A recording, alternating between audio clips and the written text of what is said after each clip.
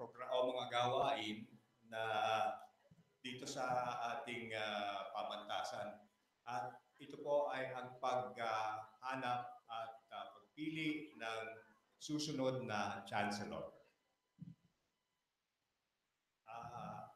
On the 13th of February, the President issued Administrative Order number 1905, forming a search committee for the Chancellor of the UP Open University. At this point, I would like to introduce to you the members of the search committee.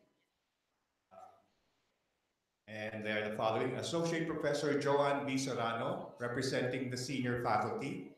Is Joan around?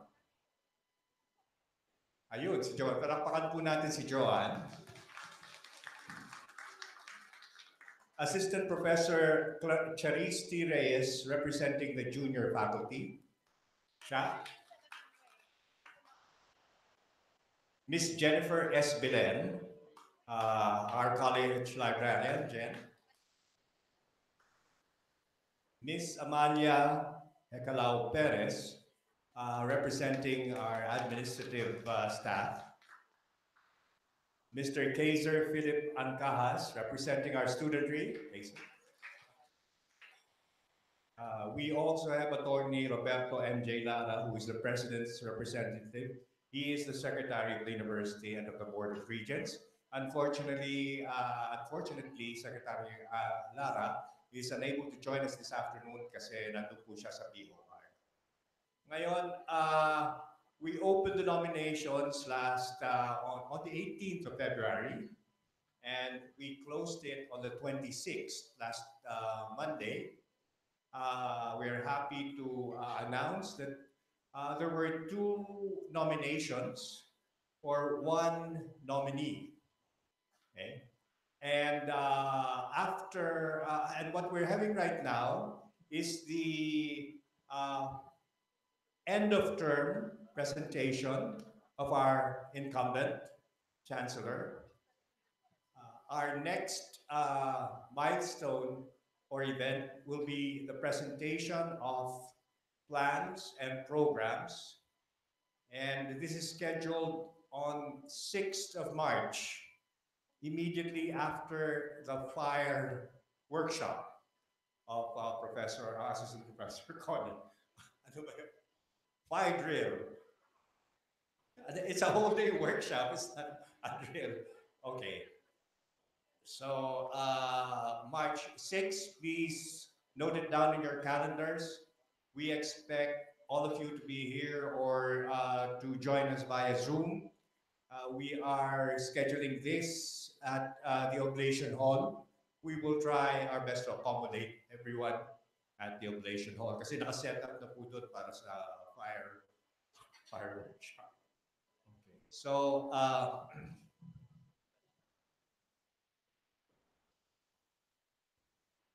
ladies and gentlemen, for the past 3 years, the UP Open University has grown in leaps and bounds. And I have the great honor to present to you the person who is responsible for it. She will be presenting her end of term report. So we give you the incumbent Chancellor, Dr. Melinda de la Peña Bandalaria.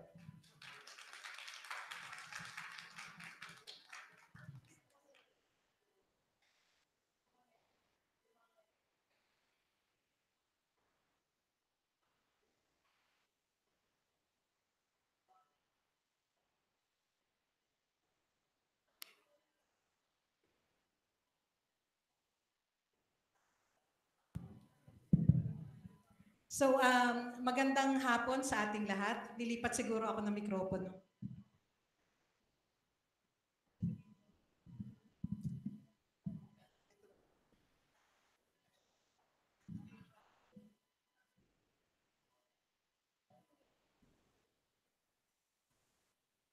Ayoko na nakagapos. Okay, so muli magandang hapon sa inyong lahat at ang aking pasasalamat sa inyong aktibong pakikilahok. Sasabi nga ni Sir Sandy ay isang mahalagang bahagi ng ating pagiging isang universidad at ito ay ang muling pagpili sa susunod na Chancellor ng UP Open University. So ang akin ding pasasalamat sa ating search committee na ipakilala sa atin kanina kung sino-sino yung mga miyembro ng ating search committee. Pasasalamat ko rin sa kanila sa pagtanggap ng trabahong ito for accepting this task for the university. I know that on top of everything that we are doing, tapos binigyan pa tayo ng ganitong klase ng trabaho. So ang aking pasasalamat sa mga miyembro ng ating search committee. What I will be presenting today, this afternoon, is the end of my term report from 2016 to 2019. At siguro dito ay tinry namin, kasama ko yung aking mga nag-assist sa akin, si Meg, si Myra, si Ana, in compiling what we had accomplished for the last 3 years. Alam niyo po yung original slide na binigay nila sa akin, 67 slides.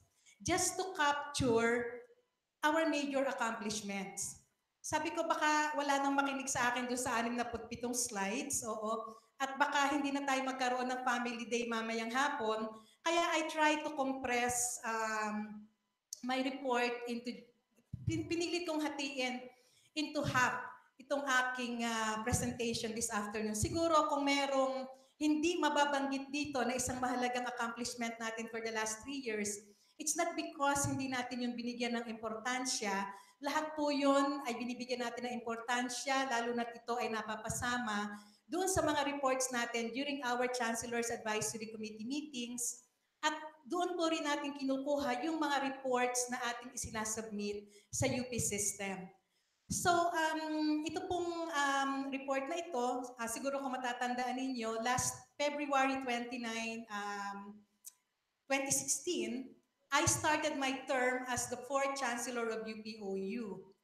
I started my term with continuing, and I must emphasize, continuing what my predecessor, Dr. Grace Alfonso, had put in place, and even the chancellors before her, with an open mind to continuously improve them, yung mga ginagawa na natin, and introducing new initiatives as we go along.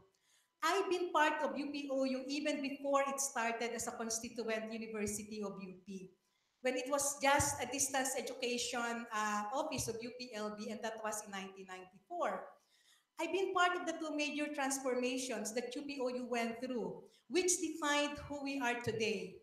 The first was when we decided to go online. I have mentioned that it was in 2001, when I was just a director of the Office of Student Affairs, and to go open through the massive open online courses and the materials that we have. We started with our MOOCs in 2013 under the ULearn project, of which Chancellor Alfonso at the time readily supported. I was Dean of FICS at the time.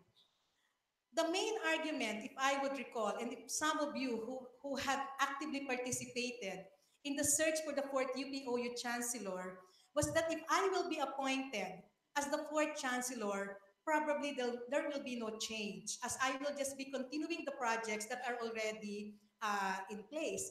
I said yes, especially for those projects that I believe would bring UPOU to the direction that it should be taking.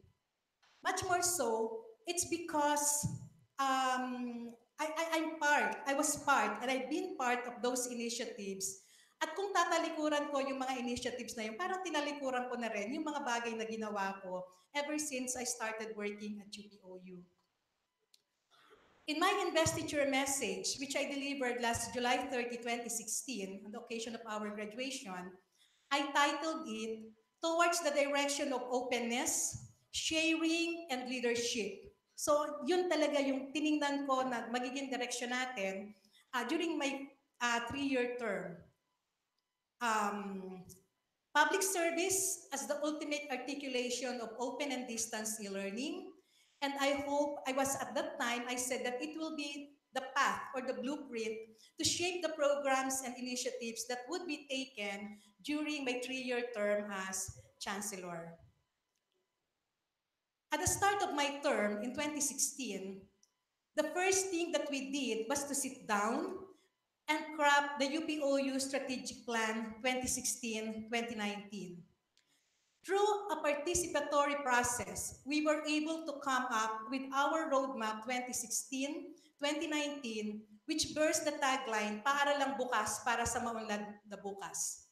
The major points of the strategic plan were also presented in my investiture message. And at that time, I said, under each program, we identified specific activities, timeline, and responsible coordinating units to concretize the steps that we would take henceforth.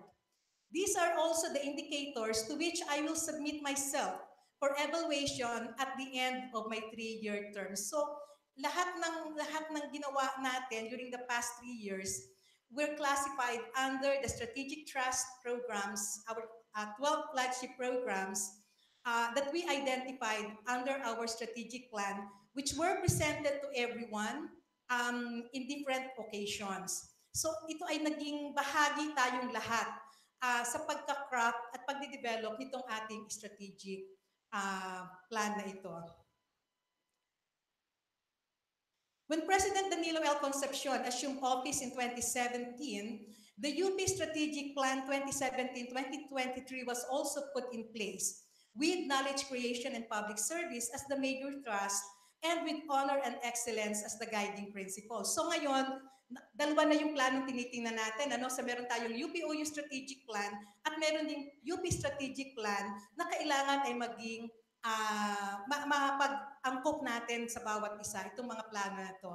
And I think this is something that I presented during our General Assembly last year or in 2017, wherein we also tried to anchor our strategic trust to what UP has identified as its strategic trust under the administration of President Danilo Concepcion. So we aligned the UPOU Strategic Plan 2016-2019 to UP's Strategic Plan 2017-2023, and this was what we've come up with. So ito yung nakalagay dito sa ating slide. In my investiture message, I also mentioned that many of our current initiatives can already be classified under these programs that we have identified and were put in place by the previous administrations. We will not be starting from scratch. So what I will be presenting is somehow the major accomplishments, para na rin ako sa major accomplishments that we did during the last 3 years. Nasa pwede natin sabihin na it's not just a continuation, but an improvement or something new that we have started during the last 3 years. So I will also classify it under the strategic programs. There are 12 strategic programs. Kung nakalimutan nyo na kung ano yung 12 na yan, and kanina ay acknowledge Dr. Joanne Serrano, maglakad kayo mula papasok ng gate natin ng UPOU. Lahat ng nakahang na mga tarpaulin doon sa ating mga poste, they represent a strategic trust. Yung 12. Tama, Joanne, 12. Hindi ako nagbilang kung ilang poste yung pinaglagyan mo. Oo. So, sabi ni Joanne, yung mga tarpaulin na yon ay mananatili doon kahit tapos na ang ating anibersaryo, just to remind everyone of the things that we should be doing. And these are the strategic programs of UPOU. So for strategic trust number 1 and flagship program number 1, Access UP, our target here is to ensure the accessibility of UPOU's formal programs. And what we did here is that we put in place the universal accessibility and inclusivity initiatives. Yung sinabi natin kanina na integrating the universal design for learning, yung mga web accessibility guidelines natin, we started doing this. And there are about 6 projects that we put in place starting last year. So from our website up to our courses, up to our OERs, and then our MOOCs, we are now integrating the universal access principles. Also in 2017, we were also able to establish our Office of Student Affairs, 1328 BOR meeting, also to provide learner support to our students and make our programs more accessible to them. And we continue vigorously promoting our programs in all regions and provinces. So dito, yung mga guesting natin sa radyo, sa telebisyon, yung mga press releases natin, mga pagbisita natin sa kanila, something that we also did during the last 3 years. For flagship program number 2, Flexible Learning Experience, our target here is to provide multiple pathways through UPOU education. So we have our independent learning. Even our CEP programs are now accredited by the Professional Regulatory Commission. We have made 431 video materials and made them available through the UPOU networks. We have web streamed many university events so that everyone, wherever they are, can participate in these events. We have developed our OER. We started developing our OER in the GE courses, and this is something that we hope we can also share with the other UPCUs, mainly sa kanila, but hindi lang naman sa kanila, even those outside UP, since they are OERs and they will be made available through the networks and TVUP, they can access this material. So another way of learning through these OERs. And we also participated in the development and launching of TBUP. And of course, we have the executive director with us, Dr. Grace Alfonso. And UPOU is very much a major part of TBUP and in making materials available as OERs to the different audiences, not only here in the Philippines, but also outside. For flagship program number 3, it's Innovate or Innovative Teaching and Learning. Our target is to promote and adopt innovative technology supported teaching methodologies in support of effective learning. So in here, we design, again, accessible course materials and multimedia supplements for our course packages. We have made available grants for OER development. So yung mga FICs natin, kung gusto nilang mag-develop ng mga OER sa kanilang mga kurso, grants are available for them to do that. We continuously improve our portal, online exam portal. Ito ay kasama nating inayos noong ma-establish ang Office of Student Affairs. So maraming programa yung under nitong ating OSA. And of course, we conducted training of our faculty members, tutors, on the use of Zoom, Turnitin, and other e-learning technologies. Marami pong training ang ginawa natin so that our faculty members, everyone involved in the teaching of our courses will be able to use technologies in their own teaching. Yung Zoom is something that is very useful to us, especially in conducting exams, thesis defense of our students. Kahit nasaan sila, para lang nasa harapan natin sila through the use of technology. And nitong nakaraang mga buwan, napakarami na nating na-conduct na mga examinations using this. For flagship program number 4, or Saliksik, our target here is to provide an enabling environment for improved ODEL research productivity and research and innovation in priority social development fields. In here, we have international research collaboration, RP Japan International Forum, the OU5 collaboration, ICOM 16, APRC 2016. We put in place our exchange program in open and distance e-learning. And I think last year, we were able to host two scholars from India and China. And then we continue to implement this program. But it is not just for international universities. It is also open to local academics who may want to avail of this exchange program in open and distance learning. And of course, we continued with our research conversations. Inilabas na kanina yung ating conversation paper series.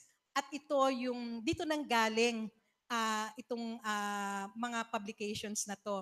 Marami tayong nailabas na publications out of our research conversations.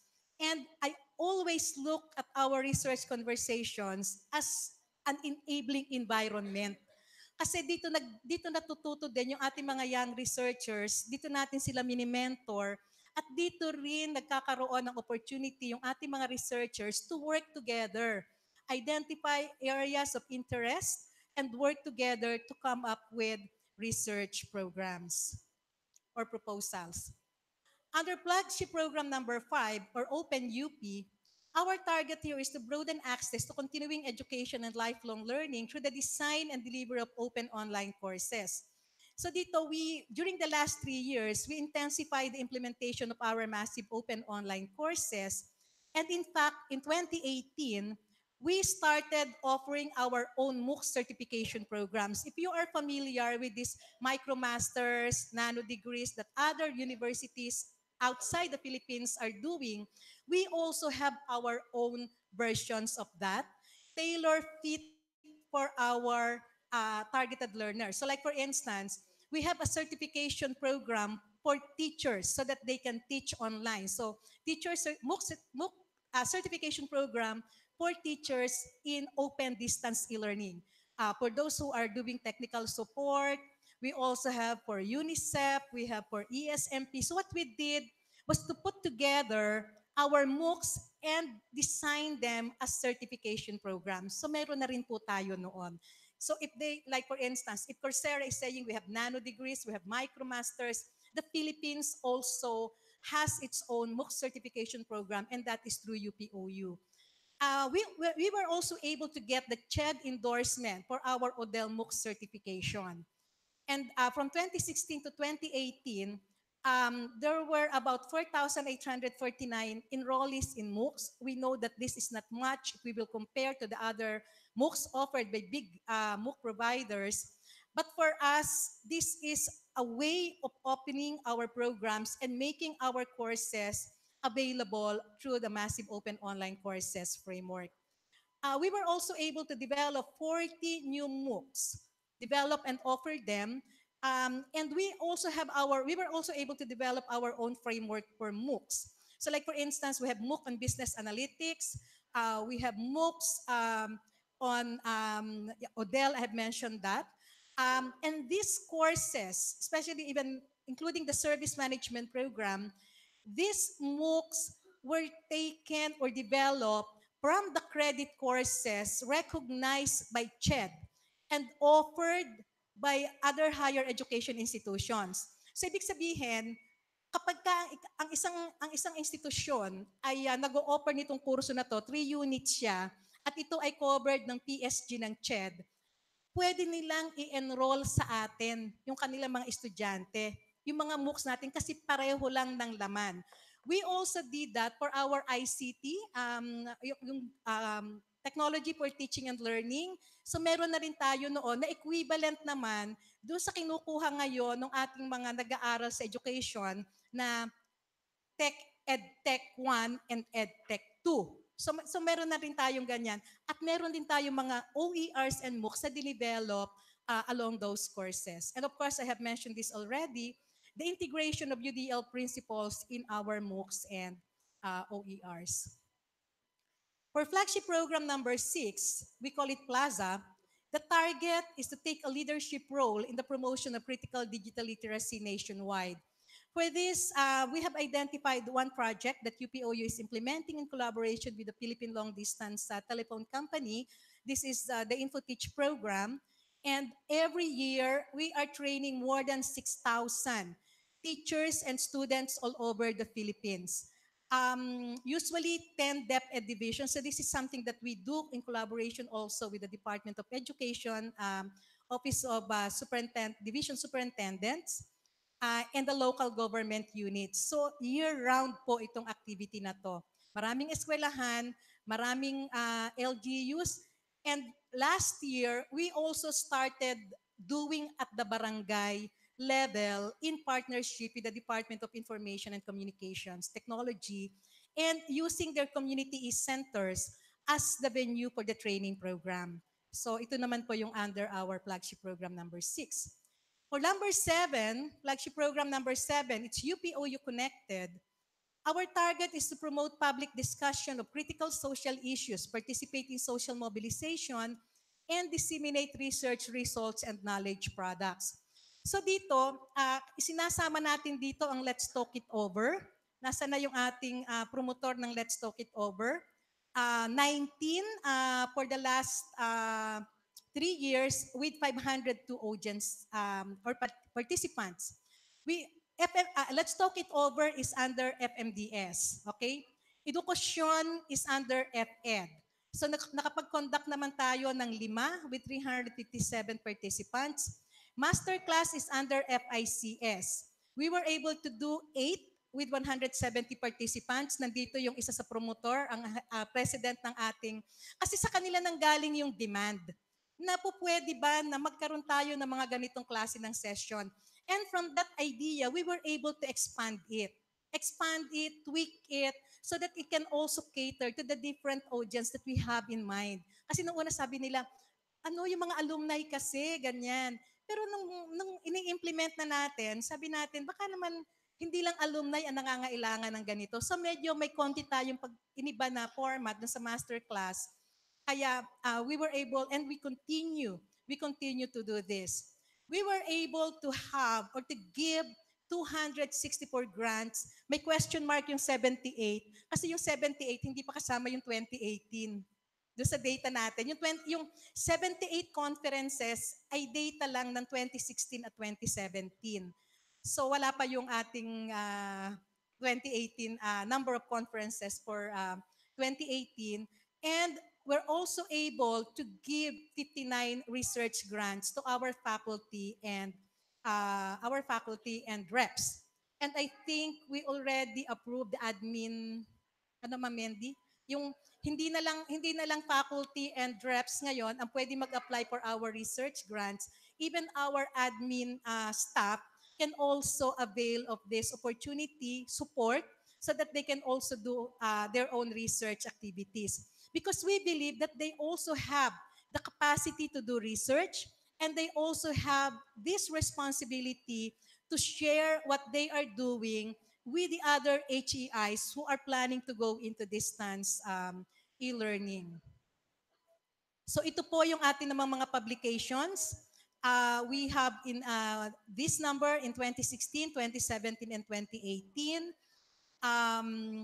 Ang dami nating librong na-publish, mga book chapters and journal articles. That's 14 in 2017, 8 in 2018. We have this number for our International Publication Awards and our Enhanced Creative Work Research Grant. We also have this number to further enhance the culture of research at UPOU.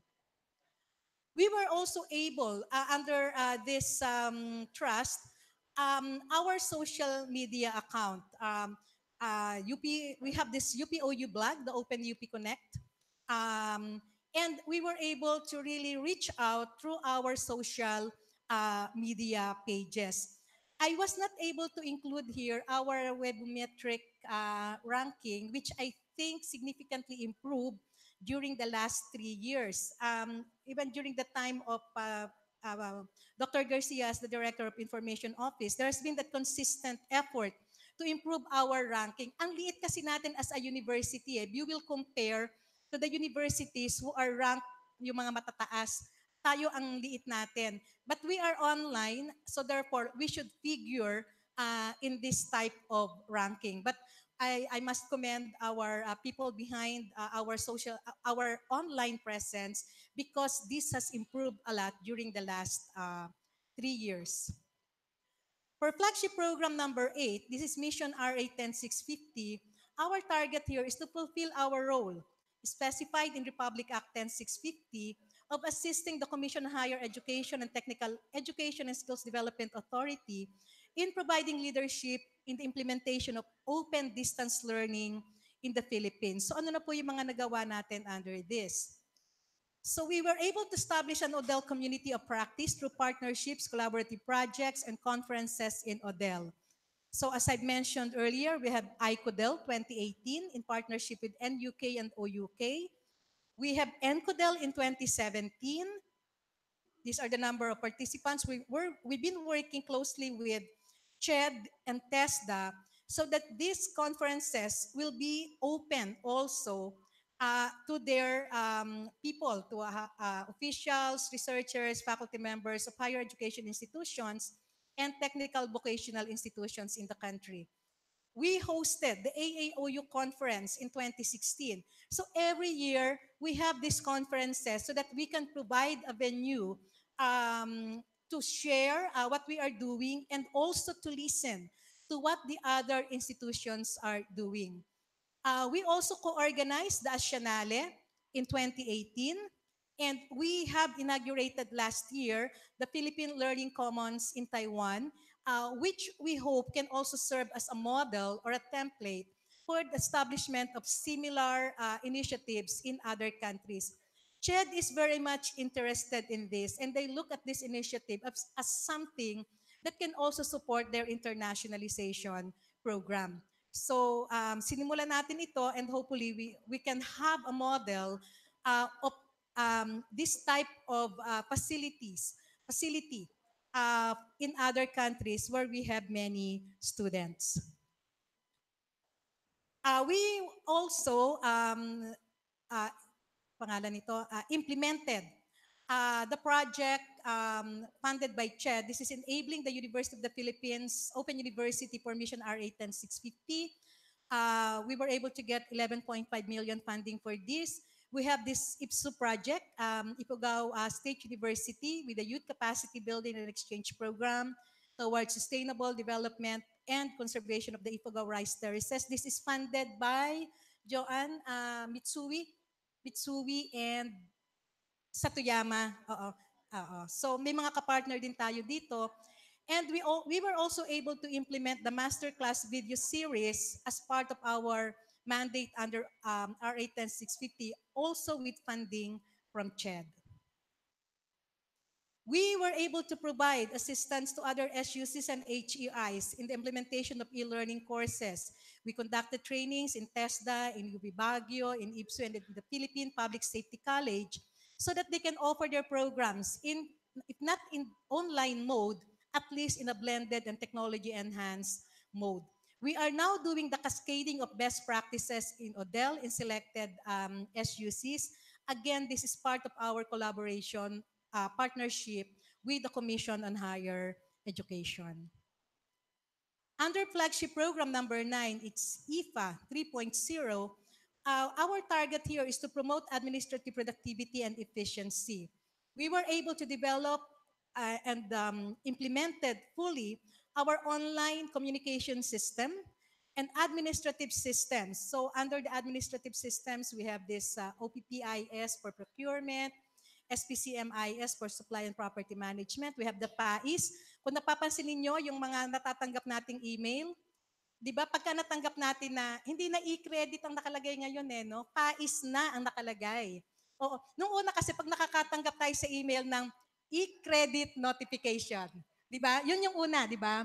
Uy, may pera ako. Oo. Basta natanggap nyo na, yun ang una nating bubuksan. Oo. Kasi ibig sabihin nun, meron tayong natatanggap in addition to the regular. Kasi yung regular natin, hindi naman tayo nakakatanggap ng notification. Yung basta payroll, wala na yon. Pero anything outside the payroll, we would receive the notification. And hindi ko alam kung kailan nagsimula na hindi na e-credit ang nakalagay. Pais na yung nakalagay. So, this week lang, okay. So, na-notice ko yon. Sabi ko, okay, so ang hahanapin ngayon natin sa inbox natin, pais na. Oo, kasi ibig sabihin na may pera tayo. Oh. And of course, I have mentioned this OUIC. This is our effort through the initiative of our information office to inform everyone of what is happening at the university. Ang siguro dito ang hihingin ko lang sa ating info office, i-evaluate natin kung how useful talaga bang na-disseminate natin yung information because that was really our target when we developed this system. And of course, our UEIS, I was informed that we are nearing completion of our UEIS. Nasa na yung ating mga people on top of our UEIS. Pwede na daw mag-input ng data ang ating mga faculty and staff. Okay, mga researchers natin, ganyan. So that pagka kailangan natin ng data, hindi na tayo maghahagilap sa ating mga kahon, kung ano-ano yung mga hinahagilap natin ng mga, lalo na nakaraan na, di ba, ng 1UP, kung saan saan natin hinagilap yung mga evidence natin. So ito, pagdating sa atin, picturean nyo kaagad, upload na kaagad, yung mga memo, yung mga certificates natin, upload na kaagad doon sa ating portal. And I think they are planning to have an orientation on how we will be using the system. So we'll be looking for that, forward to that. We were also able to have this transition of learning centers to mega learning hubs in Diliman, Cebu, and Davao. This is something that we really want to work on and really have a model of operationalizing our mega learning hubs. Kasi ito yung kailangan natin. Kasi nga online na tayo, but at the same time, sabi nga, hindi rin naman pwedeng mawala. I'm also hoping, and this is something that we are working on together with former Regent Arinto, si Ria, si Lisa, sino pa yung mga kasama natin dito? When we try to put together a proposal um, para ma-operationalize din natin, ma'am, yung zonal centers under RA 10650. So hopefully magagawa rin natin ito ngayon 2019 pagka naging available na yung funding natin. Under flagship program number 10, CARE UPOU, our target here is to ensure sustainable operations. We have here the Green UPOU, we started with our paperless CAC meetings. So dito, kung mapapansin niyo yung mga nakaka-attend, nakakasilip dun sa CAC meetings, whereas before we have this mga makakapal na folders and all, ngayon po, ang dala-dala ng ating mga members ng CAC natin ay kanya-kanyang laptop. Ang ano ko lang doon, siguro hindi ko lang alam kung talaga nakikinig sila doon sa meeting. Siyempre, alam naman, tayo ay sanay na sanay sa multitasking. So, nakikinig daw naman, oo. Oo, kasi otherwise, hindi sila makakasunod doon sa mga pinag-uusapan. We also have research studies on disaster risk reduction management, and we have courses developed on the RRM. So dito, we are really vigorously pursuing this, not only for the UPOU community, but also to the other stakeholders na makaka-benefit to the way we do our teaching and learning. Kung makaka-share tayo sa kanila online, then why not? So dito marami tayo nai-involve na mga staff natin who are really advocates of, ang tawag ko dito, disaster committee. Pero nandito ba yung ating mga disaster committee members? Yeah, so maraming initiative din tayo dito. For flagship program number 11, or tayo, our target here is to promote participatory governance and health and wellness within the UPOU. Kung napapansin ninyo, we started appointing our reps, the senior reps in major administrative university level positions. Ang ano natin dito, we know that they are capable of helping run this university. So, marami na tayong inappoint dito. Nung una, syempre, sabi nila, ayaw nila, no? Ayaw nila. Pero we said, we believe in your capacity to help us govern this university. And hindi naman tayo nagkamali, di ba, Ma'am Mendy, Ma'am Jean, sa pagpili sa kanila. We are happy with how they are performing their responsibilities, their tasks. We have launched our different interest groups. So kung may makikita kayo ngayon, hindi na lang nasan yung ating volleyball team o hindi na lang volleyball ang nag-ano ngayon. Meron ng yung mga music ano natin. Oo. And we look at it also as a way, parang may banding din sila. Parang walang magpipresent ngayon ng ating mga, meron ba? Meron, oo. Kasi kanina si Joey yung nag-present eh. Tapos ang ating mga ukulele girls, ang ating mga, ang tawag doon yung banda ni na Ses? Ses Band. Tempo Band, Ses Band, oo. Oo, yung mga yan. Pero ito, when they are doing this, parang nagbabanding din sila. And we look at it as part of our wellness program here at the university. Through our e-hope, we partnered with major health service providers para yung mga staff natin, hindi na nila masyadong intindihin pag sila ay nagkakasakit. And we hope to expand we hope to expand this partnership. And this morning, we witness yung partnership natin with SSS, with Pag-ibig, with yung mga major banks na ano natin. Alam niyo kung bakit? Kasi through these organizations, we are also hoping that we could provide programs to our employees na makakatulong sa kanilang maging maayos yung kanilang buhay. So every now and then, nakaka-receive kayo ng mga announcements. Ang pinakahuli is from veterans, was that the Veterans Bank, kung ano yung mga pwedeng ibigay sa atin. Oo. Salary loan, housing loan, lahat na pwedeng ano natin. So ito yung hinihingi natin doon sa mga partner organizations natin. So kaya nire-recognize din natin sila because they are also committed to helping our people in terms of giving these programs to all of us para matulungan tayo. Of course, we have our health, ini-strengthen natin yung ating Health and Wellness Committee, and we observed the Breast Cancer Awareness Month last October. Still under flagship program number 11, we conducted the assessment of workspaces, rationalization of space allocation. This is still ongoing. Kasi as you know, hopefully, more spaces will be available to us. So, sa totoo lang, sabi nga natin, bakit, ang sabi ni, I think it was President Pascual who mentioned, sabi niya, akala ko tong OU hindi nangangailangan ng maraming spaces. Oo. Pero nung ipakita natin sa kanya na, yes, we do need more spaces, nagkakasikipan na yung ating mga empleyado sa mga opisina na naka-design sa 100 empleyado when we started. Ngayon halos na doble na tayo, so we have to have more spaces, and we conducted this assessment of workspaces. We also did the health and wellness assessment survey, which became the basis of some of the health and wellness programs that we implemented. The ergonomics program survey, green spaces, inclusive health and wellness program. We have that continued provision updating of age and gender responsive facilities. So kung mapapansin nyo yung ating elevator, yung ating elevator, meron yung iba hindi makasakay sa elevator. Hindi ko nababanggitin kung sino yung hindi makasakay sa elevator kasi nakalagay daw dun sa elevator, pag-aakyat ka, only for PWD, senior, at saka pregnant. Oo.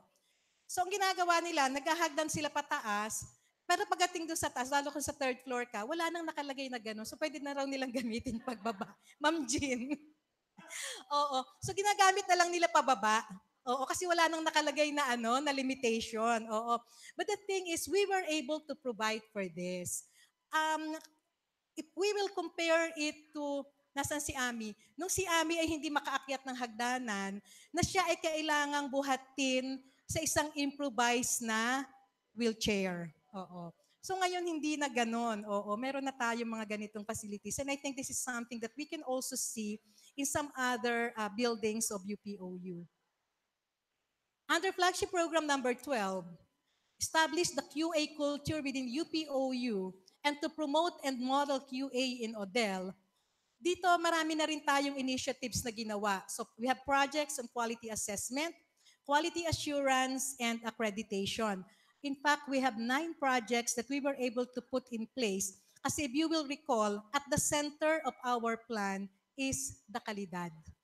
So katulad ng sinabi ko kanina, sa simula't simula pa lang, naandun na yung concern natin for quality. At the center of everything that we are doing, ibig sabihin lahat ng ginagawa natin, quality should be there. We were able to source out funds for the development, review, and improvement of our curricular programs and course offerings, development and revision of policies and guidelines, in our UPOU website, in our MOOCs, in our social media, and in our RDG. So, itong lahat ng mga ginawa nating ito is aligned or are aligned with our efforts to really make sure that what we are doing has the QA pillars on them. So what are our other accomplishments under QA? So we were able to also do staff development through training programs. So we have this number during the last 3 years. International for the faculty reps and admin, 149 training programs, 45 local training programs for our faculty reps and admin people. And we were also able to send our faculty for the business analytics program also with funding from CHED. I think we were able to send 12 faculty members of UPOU for the business analytics training. For gender program and activities, marami din po tayong ginawa dyan. This is something that we put so much importance in the UPOU operations. So we have this co-organizing the conference or congress in Vietnam, many programs, ang nakita ko ditong pinaka-major ano natin, when we were able to put in place the gender focus research. Because somehow, because may associated na ano to mga seminars on how we can do our gender focus research. Inano natin ito, ginawa natin ito to also have that culture na ang ating mga research should put a major component on gender. So we were able to do that as well. Under leadership, as I've mentioned, this is something that I promised during my investiture message, that we will continue our leadership not only at the national but also at the international level. So we were elected as AAOU president for the term 2016 and 2019. Dito, holding, and Ma'am Gigi is our Secretary General, but there is also a team of UPOU. Hindi lang po ako ito, hindi lang po ito si Ma'am Gigi. There is a team of UPOU. Uh, parang lahat. A team of UPOU really doing the task of the AAOU president. And through this position, we were able to influence all other open universities in the region. Very, very critical po yung position na to, and yung pagtingin at pag-recognize nila sa atin as leader of open and distance e-learning. There was a time na sabi ko, sa lahat ng initiatives na gusto nilang gawin, gusto nila kasama ang OU. Sa mga initiatives na ginagawa na before, ang gusto nila ngayon, OU yung mag-take ng leadership. Dahilan ba sa tayo ay tumatanggap ng maraming trabaho? But for me, I think I saw this as an indication that they recognize us as leader in the field of open distance e-learning. As I always say, pag uma-attend ako ngayon ng mga programs ng AAOU, na talagang tayo ay nire-recognize as leader, kung ikukumpara ko, doon sa nangyari na tinawag lahat ng delegates, ang UPOU ay hindi man lang natawag. There was a conference, ma'am, na ganun yung nangyari. Sabi ko, it was a big change. Oo, the four of us were there. O, kung hindi pa tumayo si Ma'am Gigi at sinabi niya na, hello, nandito ang UPOU. Lahat na lang ng universidad ay binanggit ninyo. Bakit ang UPOU ay hindi ninyo binanggit? So for me, I always go back to that and always compare that to the recognition that we are now getting, not only within the region, but also globally, internationally. So we are also chairing the Asian MOOCs Committee. We are also one of the founding members. This is something that I just did this week. I just got back from Dubai, wherein we were invited to be one of the founding members. Global Consortium Benchmarking Framework and Data Set for Online, Open, Smart, and Technology-Enhanced Higher Education. This is a QA initiative by one university in Dubai, the Hamdan bin Muhammad State or Smart University. And I was glad that I said yes to that invitation. Kasi all the other associations, I also represented the Asian Association of Open Universities. Nandun ang Europe, nandun ang ICDE, nandun ang Commonwealth of Learning. Diba? So yung Asia, Pilipinas ang nag-represent sa Asia. So for me, this is also an indicator. The first invitation that was sent to me was as Chancellor of UPOU. And the next invitation was as President of AAOU. So siguro gusto rin nila magtipid. Para isa na lang yung papamasahihan nila. Oo. We also lead the research on quality assurance for Asian MOOCs. We are chairing the AAOU Task Force on Open Education Accreditation Services. We lead the CIMIO-funded research on use and impact of OER in the Southeast Asian countries. We lead in the development of OERs and MOOCs on digital global citizenship. This is something that we will also be doing together with CIMIO. And we are coordinating both the Asian studies component and the institutional research component of the OU5 research team. We hosted the meeting in 2016 and kung hindi nag-offer ang Hanoi Open University for 2019, yes, tayo ang mag-host. Luckily, fortunately, Hanoi Open University offered to be the host. I know Jakarta, Universitas Terbuka is also interested, and also Awasan Open University. Kaya medyo nakaka-ano pa tayo ng konti. But in the absence of these volunteers, UPOU will have to level up and say, we will also host the meeting. Still under the leadership, we are the focal point to write the country report on Philippines lifelong learning. This is under UNESCO, Institute of Lifelong Learning. Together with me is Ma'am Mendy and Dean Prime, who were co-writers of the cases. We represented the Philippines in the development and promotion of OERs and MOOCs on ICT CFT, also together or under the funding of UNESCO and the ULET Foundation. Um, we are member of the Age-Friendly University Global Network with Dean Sandy Floor as our focal person. We are a participating institution in the Asian Cyber University Project. Ma'am Mendy represented us during the last meeting. We are also the focal person for the CIMIO cell. So everything that is happening on lifelong learning for the Philippines, UPOU is representing the country in that. So we are also part of the ROAR 4D program. This is headed by former Regent Rinto, but there are also other faculty members who are part of the team. Of course, RA 10650, everywhere we go. Kasi lagi nilang tinatanong, ano na ba ang mga policies, ano na ba ang mga batas sa inyong bansa? It's always like that. Ano ang mga batas sa inyong bansa? On open distance learning, tayo medyo may kayabangan tayo.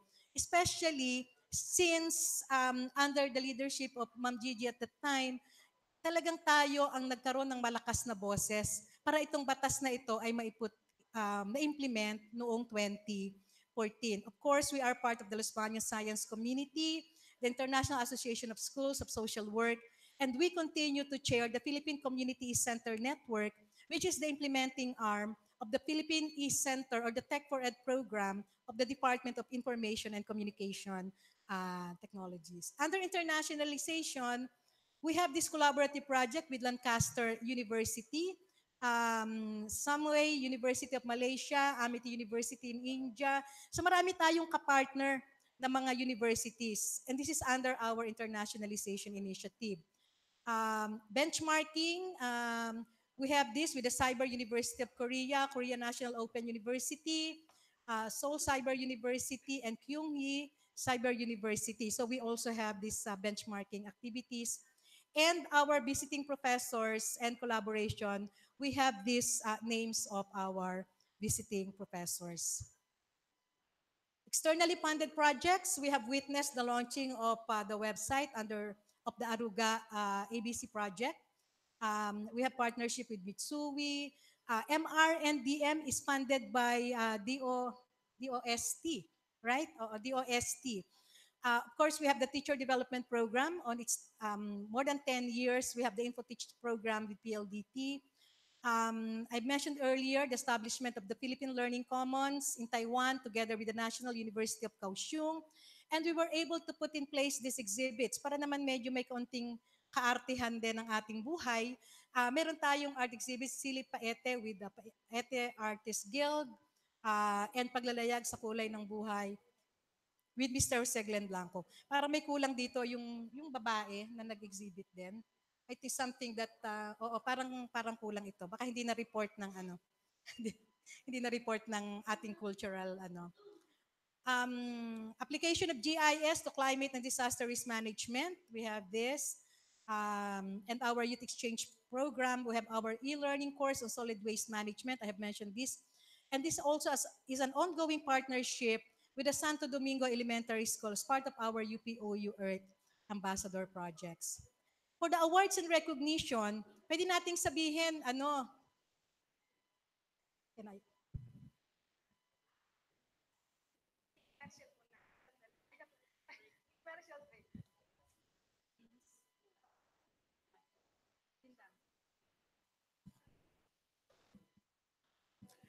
okay, sa kabila ng napakarami nating ginagawa sa ating universidad, syempre naandun pa rin yung ating awards and recognitions. So noong 2016, si Dr. Sheila Bonito received the 2016 Byrne Road Award, Senior Researcher. Also in 2016, the UP scientist Prof. Bonito, Dean Flor, appointed. Dean Bagarinaw also. So we have three. Assistant Professor Figueroa. We have Best Paper Awards. Yung mga nagpipresent sa ating mga conferences, nabibigyan ng recognition yung kanilang mga papel at ang kanilang mga paper presentation. So that's 2016. In 2017, ito naman. So, nakasama rin tayo sa binigyan ng award, Gawad Pangulo Award for Excellence in Public Service, together with my fellow team members. This is for the Teacher Development Program in Quezon. We have the Best Presentation Award for Ms. Rona. Meron tayong mga nakapasa sa ating licensure exam. We have AAOU 2017 Young Innovator Silver Medal Awardees, dalawa rin. And we have Public Service Writing Fellows for our two staff also in 2017. In 2018, we also have this so many awards. So kasama na dito yung kay Ma'am Gigi, Excellence in Communication Award. Dami ano? So may sa blood donation, recognition from the Civil Red Cross. Oo. And then for Dr. Buot, mga best papers natin, yung ating, kahit yung mga COS natin na nagpipresent ng papel sa ating mga conferences, nare-recognize din sila being finalists and awardees in our best paper presentation. I was not able to include here the 2019 awards kasi ano palang petsa ngayon? Pebrero, katatapos pa lang ng Pebrero, ano. But I'm also happy to announce that in 2019, nagkaroon pa rin tayo ng ating mga awardees. So, Professor Sheila Bonito was again given the scientist. Oo. Professor Patricia Arinto was also given the Scientist Award. And Dr. Alexander G. Flor, yes sir, just approved by the Board of Regents. yun, po, yun po yung commercial ko kanina. we were monitoring the BOR meeting because we know that it will be discussed in the BOR meeting. So it has been approved, the renewal of your scientist, we don't know yet. So, but sir, approved na po. Thank you very much po sa ano. Okay, so as my concluding slide, so awards, recognitions, everything that we did under the different trust of the university, our priority programs, I would like to end my slide or my presentation with this slide. Ito yung paborito ni Ma'am Gina kanta, and I tweaked it. This is the song that was sung during my investiture, and which I think really captures what I really want for UPOU. But I know that it is not just me, it is for everyone working so hard. So I would just like, ito yung paboritong part ni Ma'am Jean. Sabi dito, nakalagay dito dus ako ay may isang munting pangarap, pero hindi lang ako, lahat tayo. Meron tayong pangarap sa ating dakilang lupain. Baka gustong kantahin ni Ma'am Jean. At sa sama-sama nating pagsisikap, sama-sama ring mararating ang iba't ibang galaw. So kung mapapansin natin, under the 12, si Diego, kakanta na si Diego. And iba-iba yung galaw natin kasi iba-iba yung mga programa natin. May mga kanya-kanya tayong mga pet projects. Baka si Joey ngayon ang pakantahin ko dito. May kanya-kanya tayong projects, may mga kanya-kanya tayong gustong gawin. Pero at the end of the day, yung iba't ibang galaw na yon, iisa ang patutunguhan. Isang araw, isang kapuluan. So ito yung kay Jean, sama-sama nating abutin, pinakamatayog na bituin. At ang ating tagumpay, tagumpay ng ating lahi, tagumpay ng ating lipi, at ang ating tanging minimiti at hinahangad, tagumpay nating lahat. Again, together we can do so much. Magandang hapon po sa inyong lahat.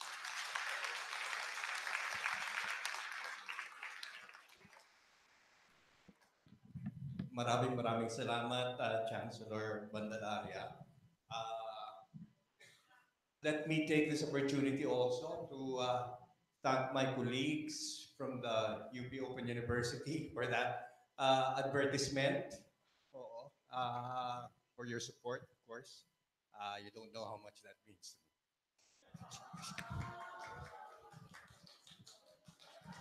Yung, yung pais, si Chancellor ang may alam nun na mukhang sa kanya lang nakapasok. Mukhang madaming nakapasok sa account mo last week. Okay.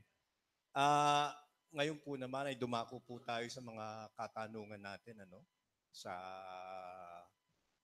sa ating Chancellor. Questions please. Questions. Oo nga pala. Please take this seat, ma'am.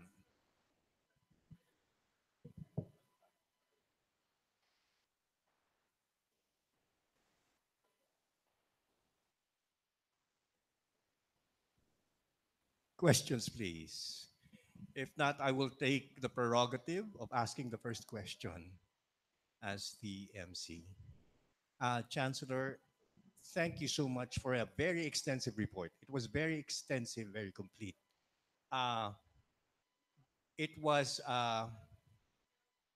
presented based on the strategic framework. Now, could you please give us a sense, overall, could you please describe to us the impact of your term, the global and the national impact of your term that would make us most proud as constituents of the UP Open University? Ang hirap naman ng tanong para akong nagko-compre. Oo. Siguro yung impact, kung yung tayo ngayon ay tinitingnan as kung ano yung ginagawa natin, gusto nilang gayahin. Oo. Ang sa akin kasi, the moment na ang isang bagay ay gusto mong gayahin, mataas ang pagtingin mo. So we were able to reach that stage already. Not only among the SUCs here dito sa atin, yung mga universidad dito sa atin, kung hindi pati na rin ng mga universidad sa ibang bansa. So ganun ang kalaki yung impact natin. Ano ba ang ginagawa ng UPOU? Paano nyo ginagawa ang inyong mga programa? Siguro ang ano ko lang dito, every time na tinatanong tayo, ilan po ba yung estudyante ng UPOU? So medyo, syempre kung ikukumpara natin yung number natin, yung number natin, kumpara mo doon sa yung mga mega universities natin sa Asia. Halimbawa, we have the biggest with the Indira Gandhi Open University. Pero still, even with that number nila in terms of students, when it comes to implementing online programs, tayo pa rin. So ganun kalaki pa rin yung impact natin. Tayo ang ginagaya, tinitingnan nila kung paano natin ginagawa ang mga bagay-bagay. At minsan medyo na ano ko doon kasi pag tayo ang ginagawa nilang standard. Ang sabi ko pagka ganon, thank you for making us your standard, pero may kailangan tayong level of excellence. We cannot say that we are perfect. In fact, we are continuously working towards that na maayos. Pero as of now, they are already looking at us as the standard. So for me, yun yung impact natin na gusto nila tayong gayahin. Gusto nilang gayahin kung ano yung ginagawa natin. And it naging ano rin yan, naging obvious, hindi naman, nakita rin natin yan when we were doing the rounds uh, during the consultation for RA 10650. So yon, local, national, and then yun nga, pagkadating doon sa mga international fora, katulad ng inattendan ko last time in Dubai, tayo ang tinatanong paano natin ginagawa. So may gano'n na tayong impact, nare-recognize na. So, ibig sabihin, in a way, may nakaka-create na tayo ng ating impact in this area of open distance learning. Thank you, Chancellor. Nadinig niyo yun? Now we should hold our heads up high, no? Oo. Kasi nung panahon ni EQJ noon, yung mga 1995, ganon, pag, tatanungin ka, taga saan ka? Taga UPOU, sabay ilag eh. Sabay ilag ka eh. Oo, ngayon eh. Even CHED, 'di ba? Pati CHED, iba na yung sabi nga nila, pwede ko na bang sabihin, parang tayo na lang ngayon tayo ang most relevant UPCU. And tayo yung talagang nakikita. Of course, alam ko na ang UP Baguio is also doing this, UP Visayas also doing this. Pero pag minsan, ito na-share ko na to doon sa mga kasamahan natin sa CAC. Nung nagkaroon ng announcement ang CHED about the programs that they are doing with us, medyo at that time gusto ko, kasama ko yung mga ibang chancellors at that time, kasi it was a testimonial dinner for Popoy, for Chair Popoy Di Vera. Gusto ko nang lumubog doon sa kinauupuan ko kasi lahat ng programang minimension ng CHED that are relevant to the other SUCs, UPOU programs. Kaya medyo ang taas din ng expectation sa atin. Kaya sabi ko nga kahit maliit tayo, itong mga ginagawa natin is really nag-e-echo. Alam mo yon, yung may resonance. Parang ganon.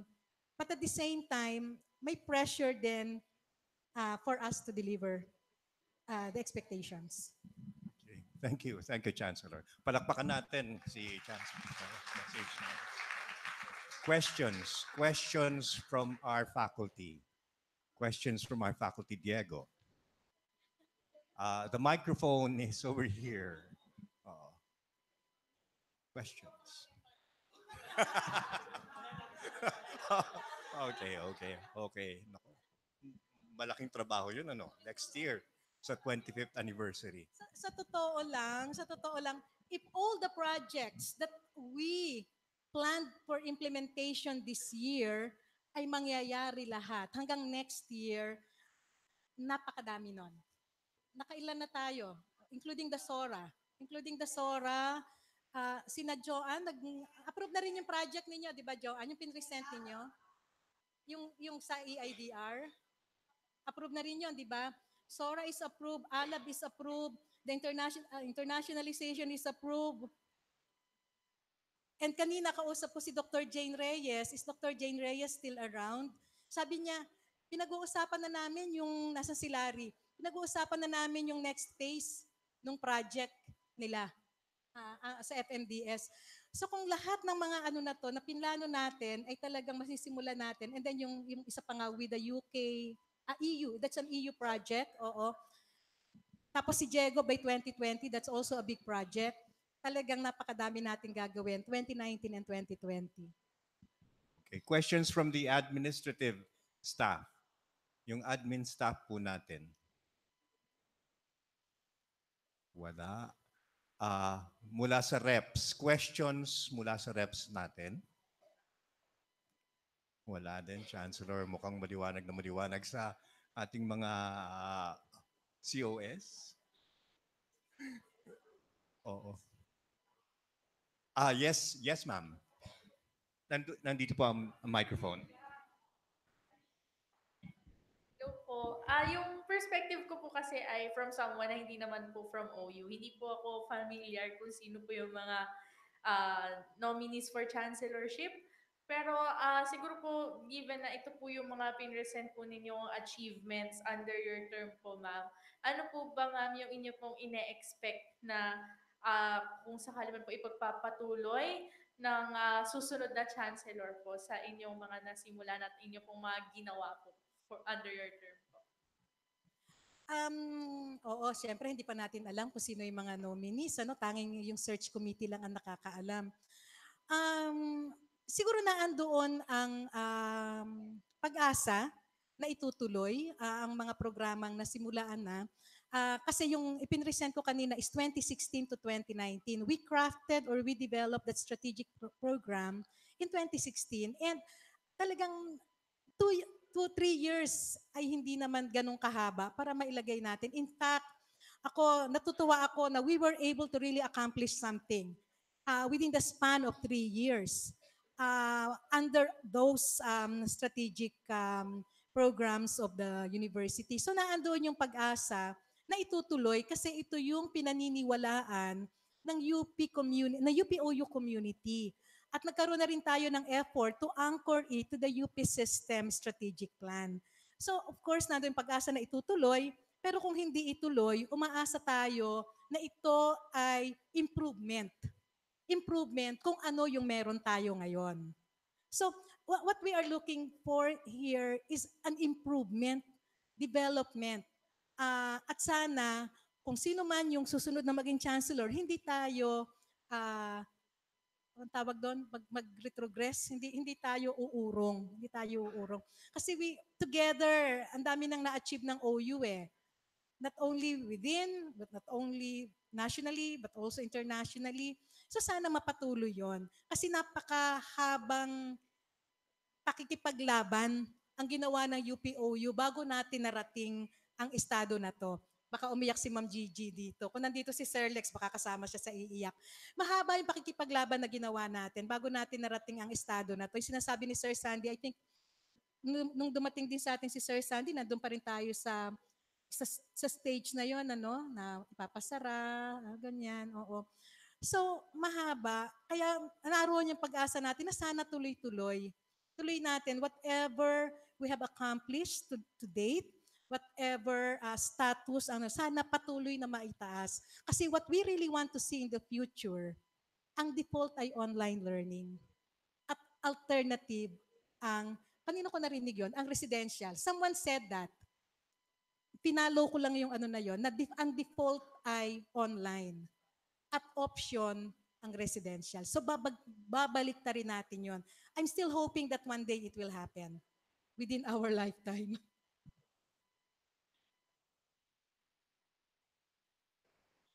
Questions? Wala na. Okay, pasalamatan po natin si Chancellor sa kanyang report. Marami pong salamat. Okay. At sir, yung mga susunod na process natin, ikaw na yung mag-a-announce. Sana po patuloy tayong maging aktibo sa mga susunod na proseso pa dun sa ating search process. Kasi sa atin, sabi ko nga kay Ma'am Jean sa isang email exchange namin itong nakaraang araw, at the end of the day, ang magdidesisyon kung sino ang magiging leader ng UPOU ay ang mga tao ng UPOU. It's not the committee, but people at UPOU will decide who will be the leader, the next leader of UPOU. Maraming salamat. Magandang hapon po. Thank you very much.